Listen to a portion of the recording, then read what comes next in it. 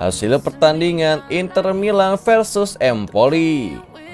Inter Milan melakukan comeback gemilang saat menjamu Empoli. Tertinggal 2 gol duluan, Nerazzurri akhirnya menang dengan skor 4-2. Pada pertandingan pekan ke-35 yang dihelat di Giuseppe Meazza pada Jumat kemarin, Empoli mengejutkan tuan rumah saat unggul 2-0 sebelum 30 menit lewat Andrea Pinamonti dan Christian Aslani. Tapi Inter membuat skor sama kuat di 5 menit akhir babak pertama lewat bunuh diri dari Simon Romagnoli dan Lautaro Martinez. Lautaro membuat gol keduanya di babak kedua dan Alexis Sanchez memantapkan di masa injury time. Tambahan 3 poin pun membuat Inter sementara memuncaki klasemen Serie A dengan perolehan 78 poin dari 36 laga. Unggul 1 angka dari AC Milan yang baru bermain pada Senin dini hari menghadapi Hellas Verona.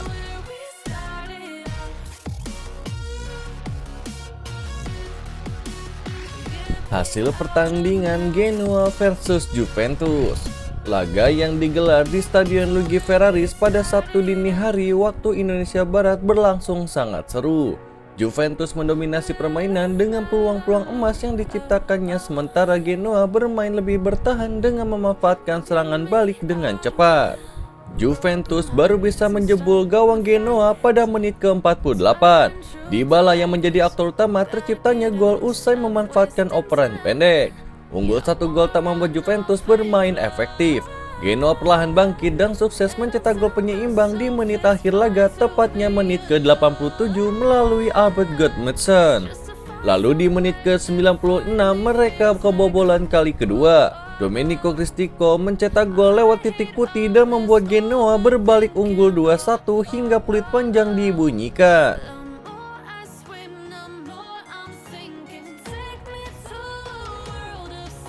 Hasil pertandingan Vietnam versus Indonesia.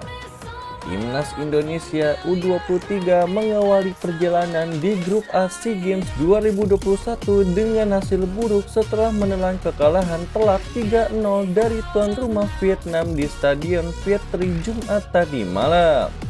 Hasil itu membuat Vietnam menempati peringkat kedua klasemen sementara grup A dengan nilai 3 poin. Mereka mengumpulkan poin sama dengan Filipina, namun kalah selisih gol. Filipina di laga sebelumnya mencatatkan kemenangan 4-0 atas Timor Leste yang berada di puncak. Sementara timnas U23 menduduki posisi ketiga.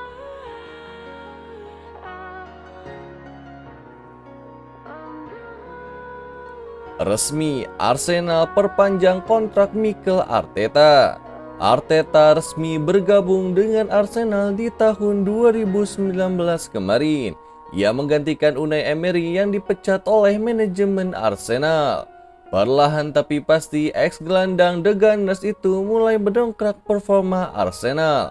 Mereka sedikit lagi akan lolos ke UCL setelah musim lalu absen dari kompetisi Eropa.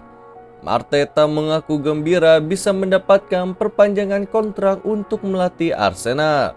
Ia mengaku enjoy menjadi manajemen Arsenal dan ia senang menyaksikan dipercaya klub untuk menangani The Gunners lebih lama lagi.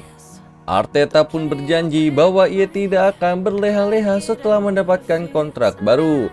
Ia berjanji akan terus mengembangkan Arsenal menjadi tim yang lebih baik di musim depan nanti.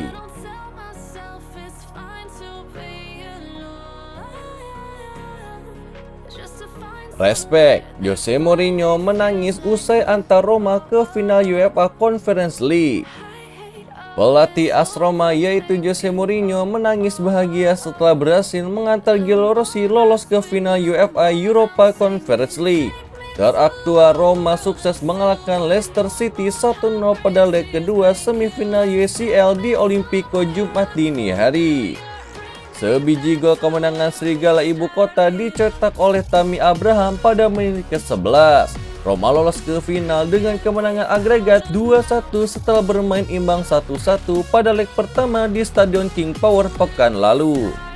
Untuk pelatih yang telah memenangkan begitu banyak trofi, fans mungkin bakal maklum jika Mourinho tidak tertarik pada kompetisi kasta ketiga Eropa ini.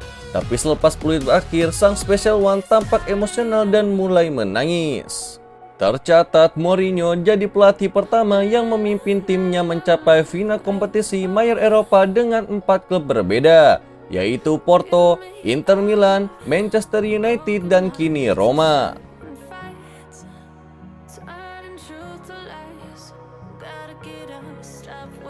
Gak ada pilihan, Chelsea terpaksa pertahankan Lukaku.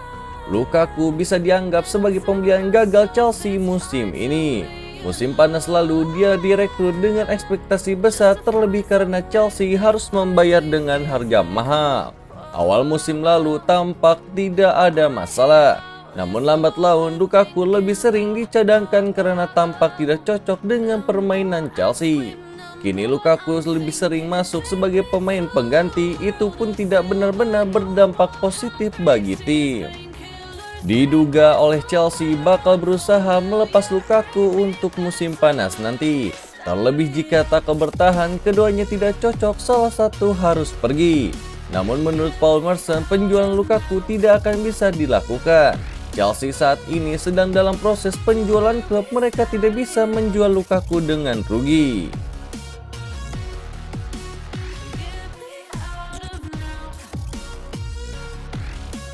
Arsenal coba telikung PSG untuk transfer Ousmane Dembele.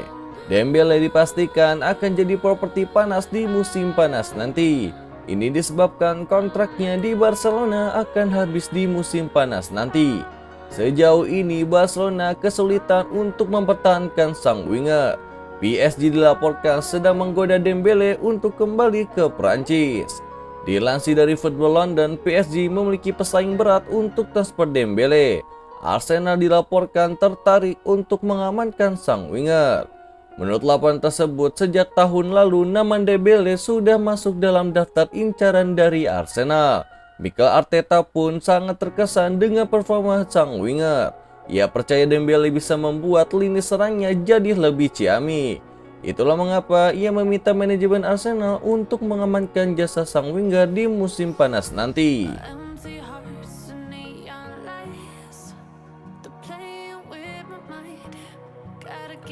Barcelona sedikit lagi amankan Kalidou Koulibaly. Beredar rumor bahwa Barcelona sedang mencari bek tengah baru di musim panas nanti. Mereka berpotensi kehilangan Clement Lenglet dan Samuel Umtiti sehingga Xavi butuh tambahan armada di posisi tersebut. Sejauh ini ada beberapa nama yang dikaitkan dengan Barcelona, namun belum jelas siapa yang akan dibeli oleh tim asal Catalunya tersebut. AS melaporkan bahwa Barcelona akan mengimpor bek dari Italia. Mereka ingin merekrut Kalidou Koulibaly dari Napoli. Laporan tersebut mengklaim bahwa Xavi sangat tertarik untuk merekrut Koulibaly di musim panas nanti. Xavi terkesan dengan kemampuan dari sang bek, karena ia konsisten menjadi salah satu bek tengah terbaik di Serie A dalam 5 tahun terakhir. Itulah mengapa ia ingin sang bek memperkuat lini pertahanan Barcelona di musim depan nanti.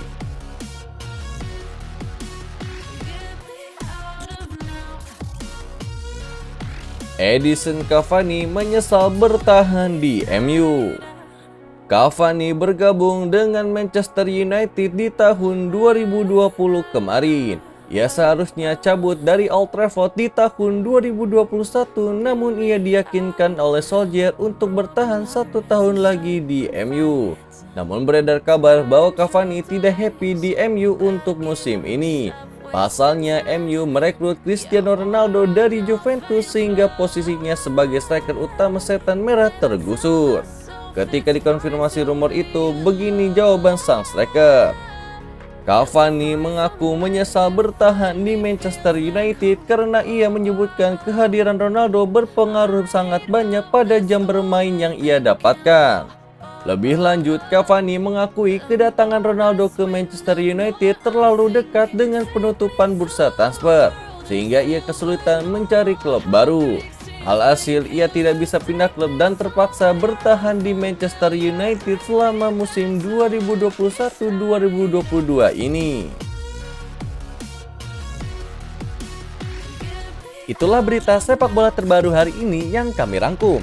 Agar kalian tidak melewatkan berita-berita terupdate lainnya dari kami, caranya adalah klik logo subscribe kami lalu nyalakan tombol loncengnya juga ya. Selamat beraktivitas kembali, see you in the next time.